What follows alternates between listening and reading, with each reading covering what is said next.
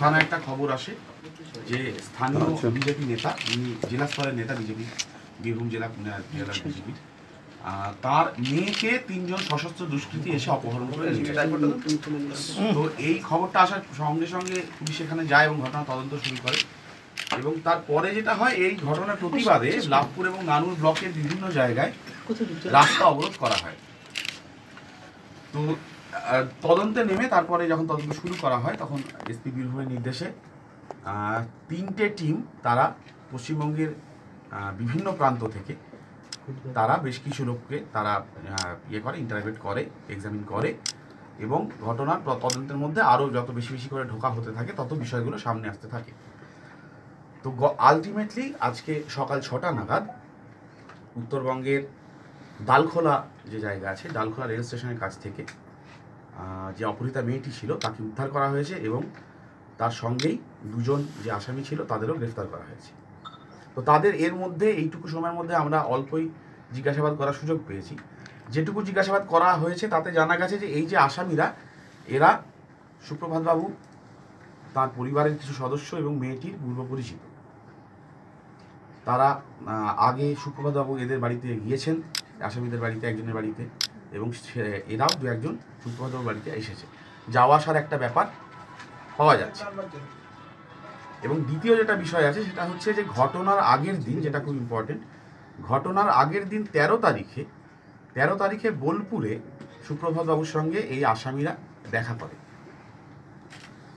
তো এই পর্যন্ত আমরা আপাতত পাওয়া গেছে।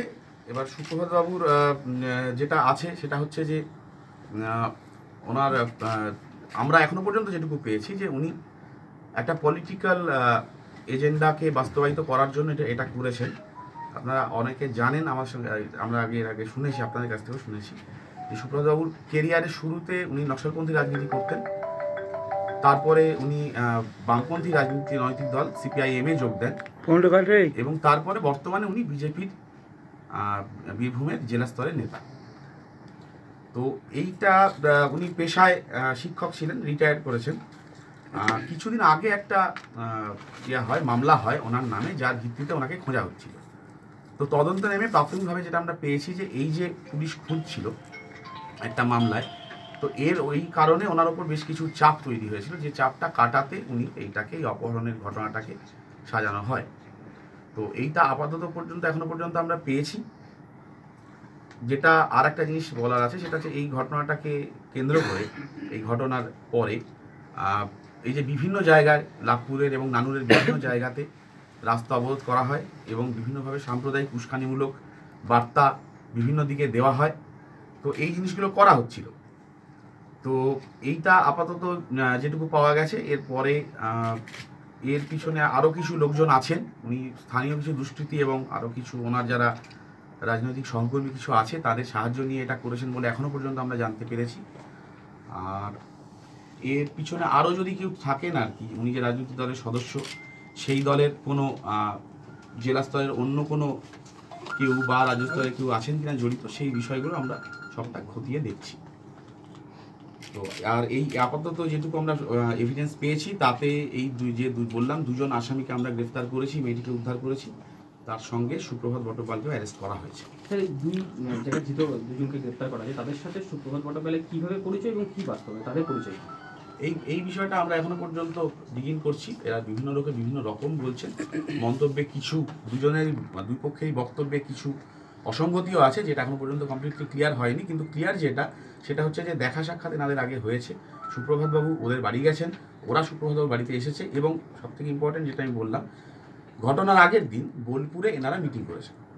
বোলপুরে কোথায় কিভাবে মিটিং হয়েছে সেটা আমরা এখনই বলছি। আচ্ছা, এনারা কি দুজনই বোলপুরে, এই লাভপুরে? একজন লাভপুরে কি এদের বাড়ি? এদের বাড়ি বলতে যারা ধরা পড়েছে তাদের বাড়ি লাভপুরে। কোথায়? উত্তরবঙ্গে বাড়ি। এরা কি কোনো রাজনৈতিক দলের সঙ্গে যুক্ত? সেই বিষয়টা আমরা এখনো পর্যন্ত স্থির সুপ্রভাতবাবুকে কোন মামলায় খোঁজা হচ্ছিল? বেশ কিছুদিন আগে একটা মামলা আমার নামে হয়েছিল, সেটা বলছি এদের একটু আইডেন্টিটিটা ডিসক্লোজ করা যাবে? হ্যাঁ স্যার, এই দুজনের আইডেন্টিটি কাদের যারা এই দুজনের হ্যাঁ, যেতে যেতে হচ্ছে হবে। না সেটা আমি বলে দিচ্ছি। লেখা আছে। ওইটা একটু details। আচ্ছা, একজন হচ্ছেন রাজু বটক সরকার, বাবার নাম সৌমেন বটক সরকার, আর একজন হচ্ছেন দীপঙ্কর মণ্ডল।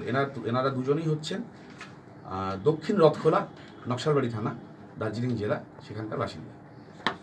উদ্ধারটা কোথা থেকে কি করে হয়েছে টরে ওদের? এরা? কি করে টরে? এরা পেশায় একজন হচ্ছেন আপনার মূলত রাজমিস্ত্রি এবং আর একজন গ্রিল ফ্যাক্টরিতে কাজ করেন। কে রাজমিস্ত্রি? রাজমিস্ত্রি হচ্ছেন রাজু বটক, যিনি আছেন। নিজের মেয়েকে সুপ্রভাবু হাতিয়ার করলেন কাকে মেলাইন করতে? এটা এখনো পর্যন্ত যেটা জানা গেছে সেটা হচ্ছে ওনার বিরুদ্ধ রাজনৈতিক দলের প্রতি যেটা বারবার আমরা পেয়েছি, ওখান থেকে অভিযোগ উঠেও ছিল যে বারবার একটা বিরুদ্ধ রাজনৈতিক দলের দিকে অঙ্গুলি নির্দেশ করা হচ্ছিল ওনাদের তরফ থেকে।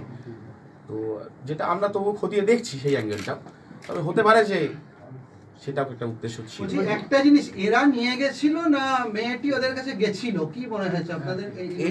এটার বিষয়ে যেটুকু আমরা বলতে পারি সেটা হচ্ছে যে আমরা এখনো পর্যন্ত প্রাথমিকভাবে তদন্তে যেটুকু পেয়েছি যে একটা অপহরণ যখন হয় তাতে যে মিনিমাম বাধাটা দেওয়ার চেষ্টা করা হয় পরিবারের পক্ষ থেকে বা চিৎকার চেঁচামেচি করা হয়, সেটা কিন্তু হয়নি।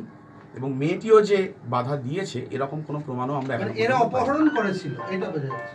অপহরণের অভিযোগ হয়েছিল, এখন বাকিটা যেটা বোঝা যাচ্ছে যে এটা পুরোটাই একটা সঠিক অর্থে অপহরণ ঠিক বলা যাবে না। এই বিষয়টা পুরোটাই পূর্ব পরিকল্পিত এবং সব অনেকেই বিষয়টা জানেন। এবার মেয়েটি জানে কিনা সেটা এখনো পর্যন্ত আমরা বলতে পারছি না।